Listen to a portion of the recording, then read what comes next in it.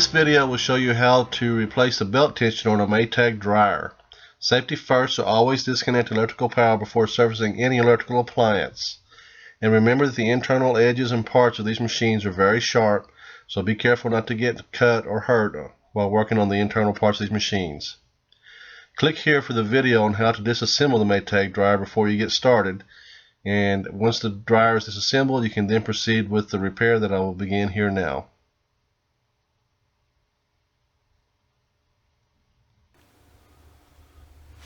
Okay, once you've removed the tub and the belt, and we need to change this tensioner pulley. It comes on the arm. When you buy the part, it comes all together. To get this to lay down and be easy to work on, we need to take this duct assembly out of the way and just use a 5/16 socket. There's a little screw right here that holds it in place. So I'm just going to remove it.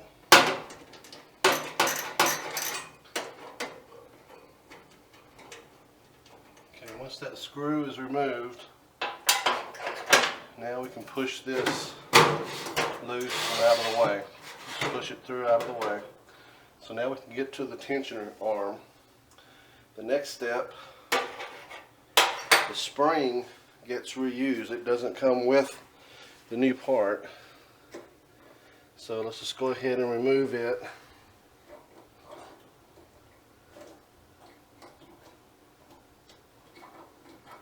Just pull one of those, that loop through there. There we go. Lay it aside there all the way. So now it'll lay all the way down, which is what I want.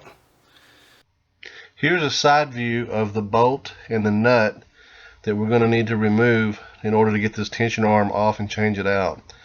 You see here where they have the tools already attached. You need to attach the vice grips to that back nut and then use the socket and the ratchet to remove the bolt and the nut at the same time.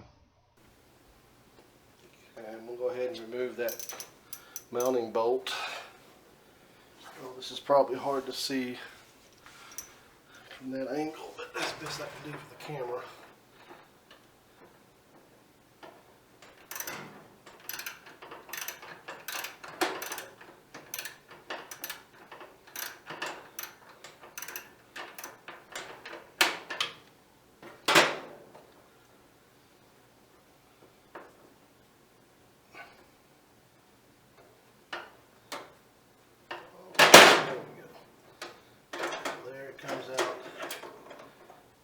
The screw that we're going to reuse on the new arm.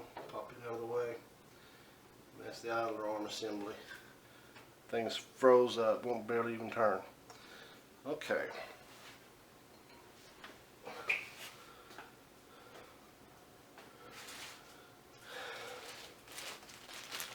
I'm going to get the new one out of the package here.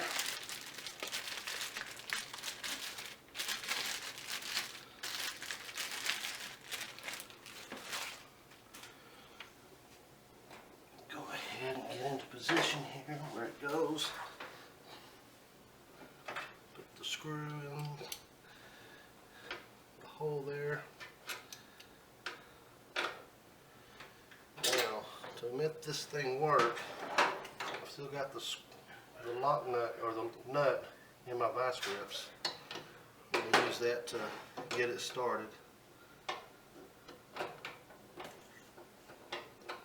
And to hold the back nut while I tighten down the screw.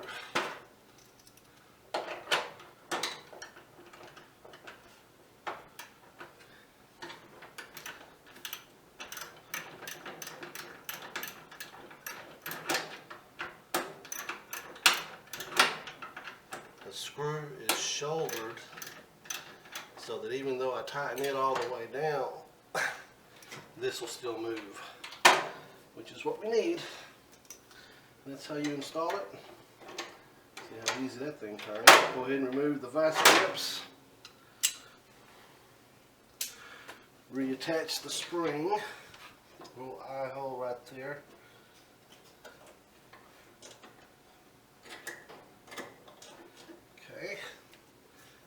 Pull this tube back into place.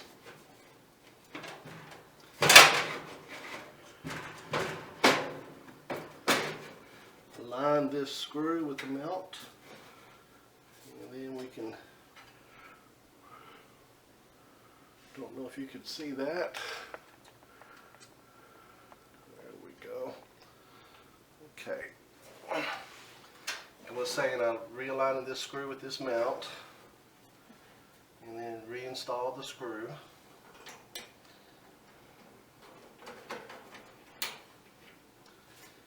And of course tighten it back down.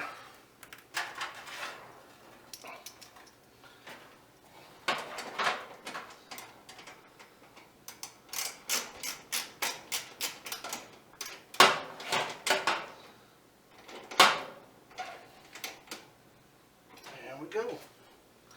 Now we're ready for the belt and the tub to go back on. Before I put the tub in, let me show you the position of the belt.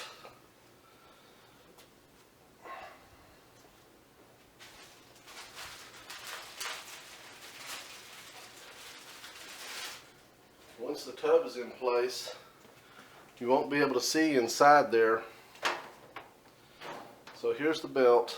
What's going to happen when I install the belt, it's going to come, of course, around the tub like this, and it's going to go underneath that tensioner and loop like that around the pulley of the motor. Of course, with it like that, the tensioner will hold the tension on it way up there, of course, so that it can put tension on it and make the drum spin. So that's how it wraps around all that. Going to have to do it with the tub in place. Can't get a camera in there to get a good picture of how that goes, but that's what it looks like inside there. All right.